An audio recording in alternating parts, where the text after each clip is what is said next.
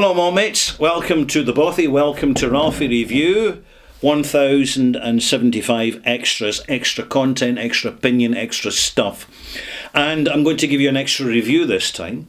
And it's basically the review of two basically virtually identical single malts called Balakin 10-year-old from Edradour Distillery. I've poured the glasses already. They're sitting oxidising. I've added a full 5 milliliter spoon of water to this one, and I've just been leaving them sitting for half an hour just to settle down and open up. And what I'm doing here is I'm comparing and contrasting two bottles of whiskey I've reviewed, but they were basically reviewed 7 years apart. This I've just reviewed here in April 2025, but this I reviewed back in September of 2017. So we're not quite the full 8 years, right? But we're basically about 7.5 years. Just over, which is a fairly long time, by the way, to keep a bottle of whiskey. But hey, I do these things because if I was to finish off every bottle of whiskey I reviewed for this channel, I, in my opinion, would be an alcoholic. And I don't want to be an alcoholic because the novelty soon wears off. So, what have we got going on here? I'll just move the water out the way so I don't knock glasses or anything. First of all, you'll notice the branding is basically identical. Rightio. Now, what I'm going to do, I'm going to focus the camera forward, right forward, so you get a better view of the bottles. So the difference with this one, right, the 2017, the customs and excise sticker, which is required by law, is actually in the label, whereas in this one here, it's separate from the label. That's one of the first difference. Apart from that, I've actually marked this back of this label September 2017, so I know for sure when I reviewed it, and that's basically roughly when I bought it.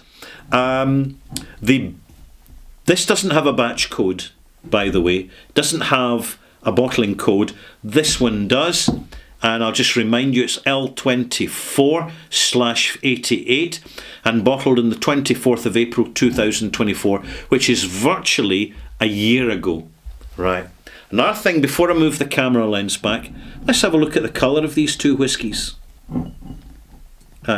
Because they are different. They actually are different. I'll put the white card at the back there so you can see it. First thing you'll notice, you may pick up on it. Right? Can you see me? This is slightly hazier. It's been less filtered than the recent bottling, which is also fractionally darker. Both of them are naturally coloured, and importantly, both are 46%, hang about, so just confirm this, yeah, 46% unchill filtered and natural colour. The difference that separates them are they are two very different batches. And they're not just sequential batches. They're not just one batch bottled after another. There's a significant time difference between their bottling. Bear in mind, this brand never even appeared, this version of Edradour, till 2014. So we're kind of fairly early on. So what am I expecting? I'm expecting it to be similar but different. Now, in this review that I've just done, 1075, I give this 85. And back in 2017, I gave this one, 84. So very little difference actually in my overall assessment. And one reason for that is that when I'm tasting a peated whiskey, I'm tasting more than the peatiness. It's more than that. It's the actual character that's along there with the peat. That's really important, which is why both these bottlings have got relatively high marks. Certainly for this moment in time, when a lot of my marks are hovering around about 80, and some significantly less. So let's put my nose between these two and just see what difference there is. This is something you can do if you don't finish a bottle but consume some of it and then put it in a cool shelf away from direct light and just leave it. It doesn't come to any harm unless there's direct sunlight.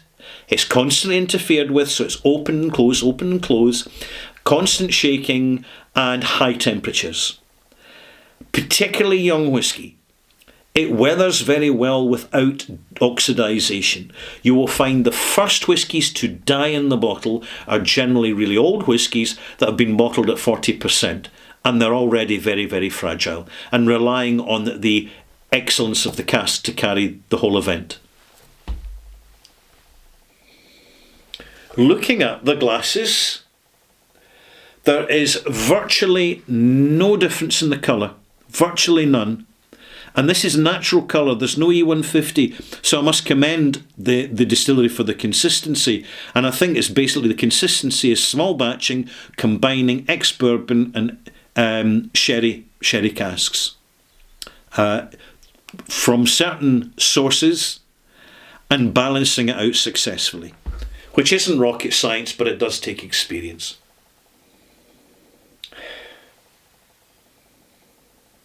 They're different.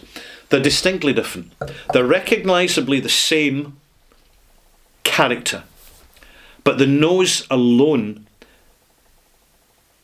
is not just subtly different, it's distinctly different.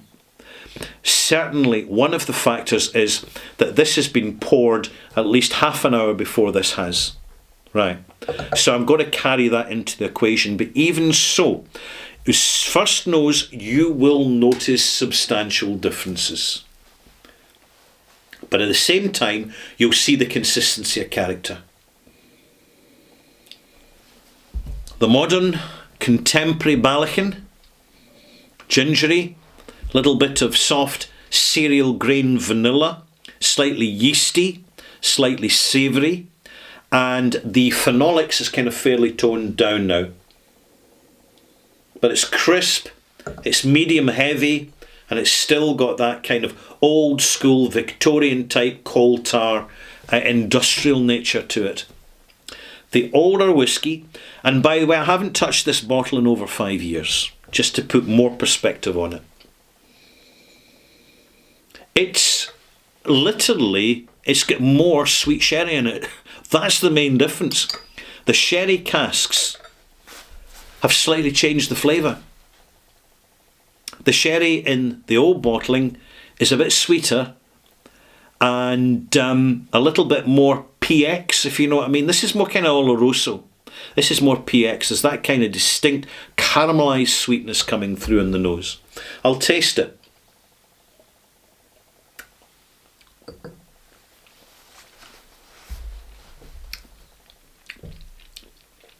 There's more of a perfumey taste. It's rich in raisins, very rich in raisins, much more so than this one. Also minty and spearmint, pineapple mint, yeah, definitely in there. There's notes of pineapple going on in the background. In the modern one, it's less pineapple and more apricot.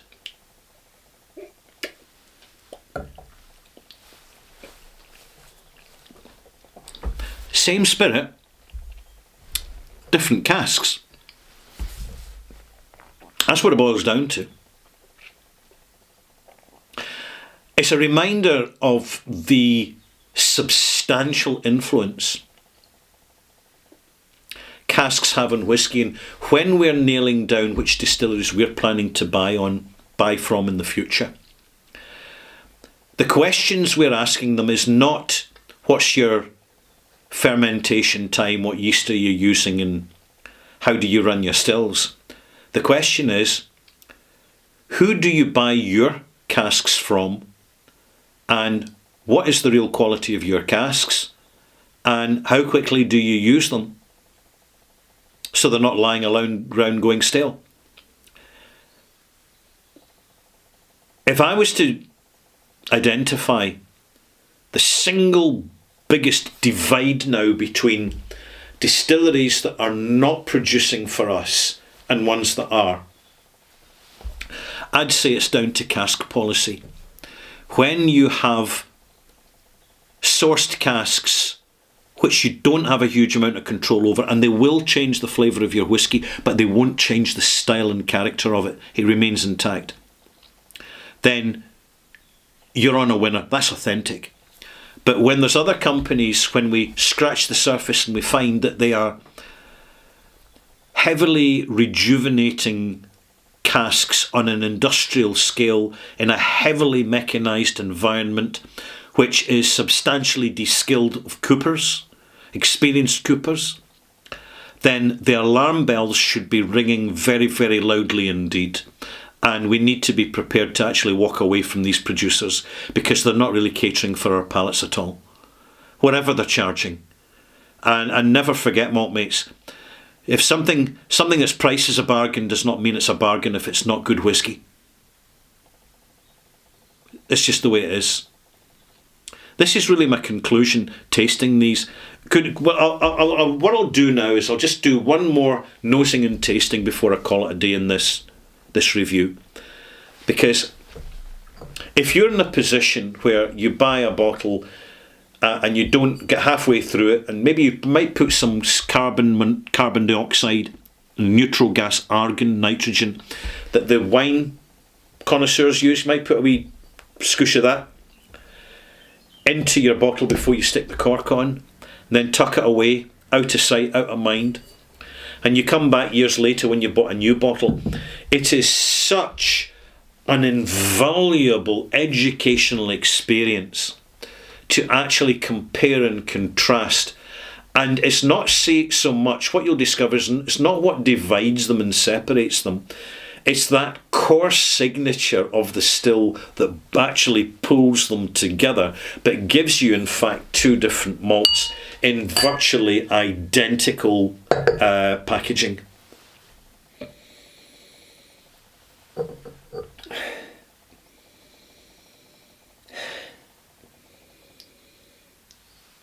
I also get the impression, see these sherry casks, they've been more rinsed than these sherry casks. It's not the bourbon casks. The bourbon casks are very consistent. It's the sherry casks that are the change, the big difference here.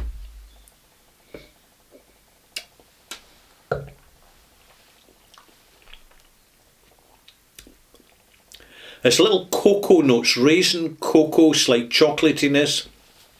In this one,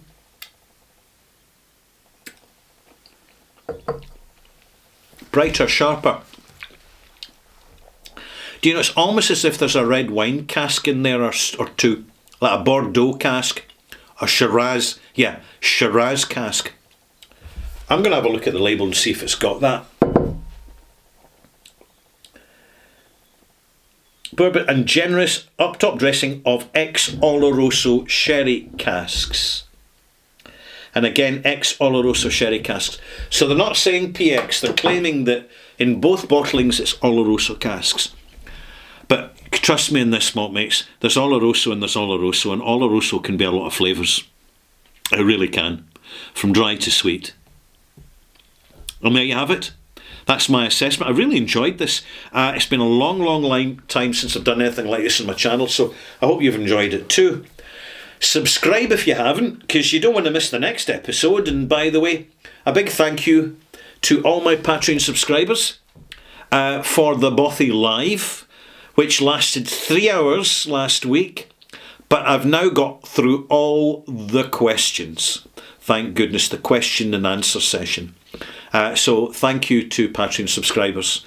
And if you do join my Patreon, Patreon/Ralphie, R-A-L-F-Y, you also get access to the Discord channel. I may as well mention it occasionally, just occasionally, in passing, so you maltmates are aware of it. See you soon.